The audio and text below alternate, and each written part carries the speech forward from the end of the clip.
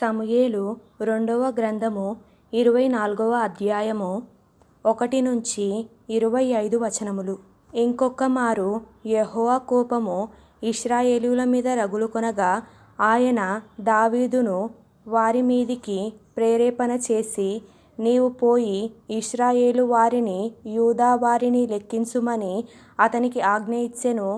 అందుకు రాజు తన యొద్దనున్న సైన్యాధిపతియైన యోవాబును పిలిచి, జనసంఖ్య ఎంతైనది నాకు తెలియగలందులకై దాను మొదలుకొని బెయేర్షెబా వరకు ఇశ్రాయేలు గోత్రములలో నీవు సంచారము చేసి వారిని లెక్కించుమని ఆజ్ఞ ఇయ్యగా, యోవాబు, జనుల సంఖ్య ఎంతయున్నను నా ఏలిన వాడవును రాజావునగు నీవు బ్రతికియుండగానే దేవుడైన యెహోవా దానిని నూరంతలు ఎక్కువ చెయ్యునుగాక.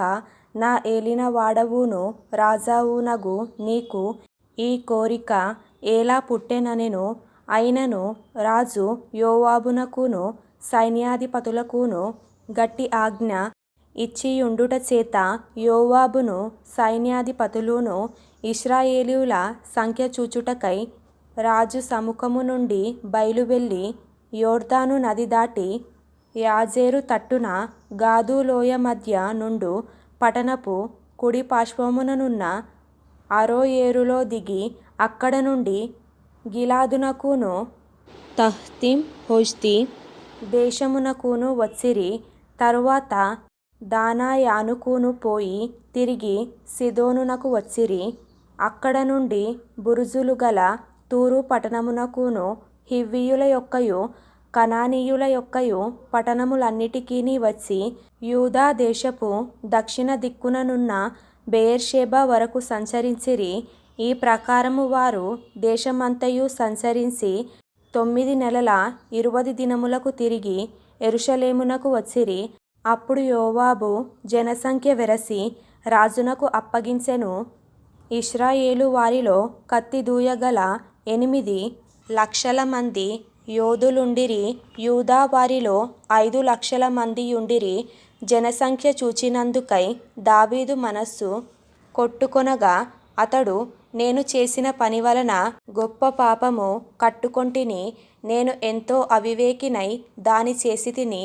యెహోవా కరుణయుంచి నీ దాసుడనైన నా దోషమును పరిహరింపుమని యెహోవాతో మనవి చేయగా, ఉదయమున దావీదు లేచినప్పుడు దావీదునకు దీర్ఘదర్శియగు గాదునకు యెహోవా వాక్కు ప్రత్యక్షమై ఇలాగు సెలవిచ్చెను. నీవు పోయి దావీదుతో ఇట్లనుము, యెహోవా సెలవిచ్చునదేమనగా, 3 విషయములను నీ ఎదుట పెట్టుచున్నాను. వాటిలో ఒకదానిని నీవు కోరుకొనిన ఎడల నేనది నీ మీదికి రప్పించెదను. కావున గాదు దావీదు నొద్దకు వచ్చి ఇట్లని సంగతి తెలియజెప్పెను. నీవు నీ దేశమందు 7 సంవత్సరములు క్షామము కలుగుటకు ఒప్పుకొందువా?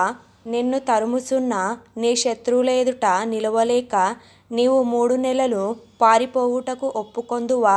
నీ దేశమందు 3 దినములు తెగులు రేగుటకు ఒప్పుకొందువా? యోచన చేసి నన్ను పంపిన వానికి నేనియ్యవలసిన యుత్తరము నిశ్చయించి తెలియజెప్పుమనెను.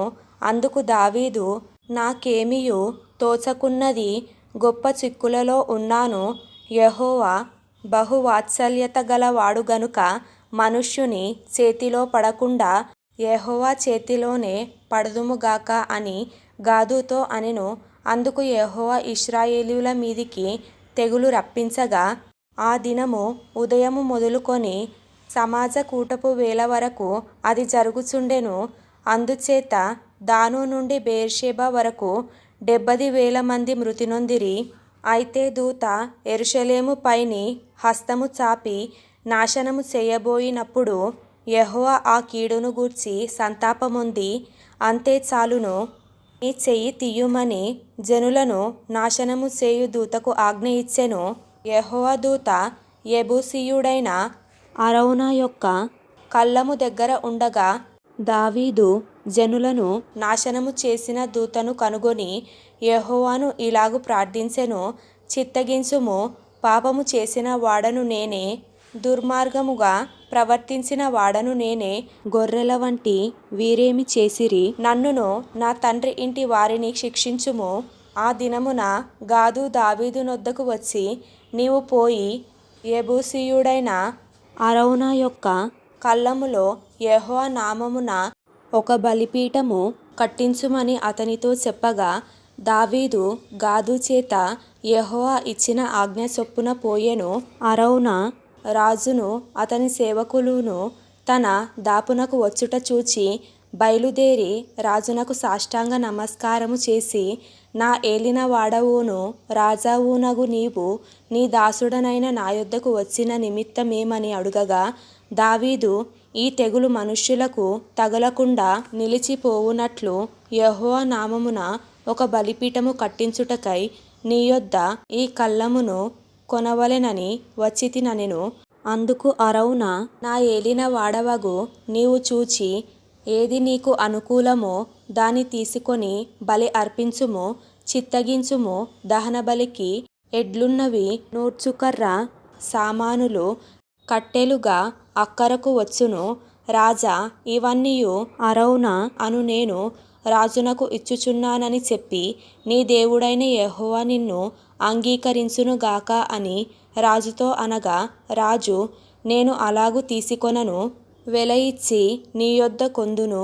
వెల ఇయ్యక నేను తీసుకొనిన దానిని నా దేవుడైన యెహోవాకు దహనబలిగా అర్పించనని అరౌనాతో చెప్పి, ఆ కళ్ళెమును ఎడ్లను 70 తులముల వెండికి కొనెను.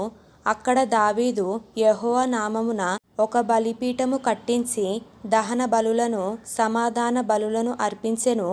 యెహోవా దేశము కొరకు చేయబడిన విజ్ఞాపనములను ఆలకింపగా ఆ తెగులు ఆగి ఇశ్రాయేలీయులను విడిచిపోయెను.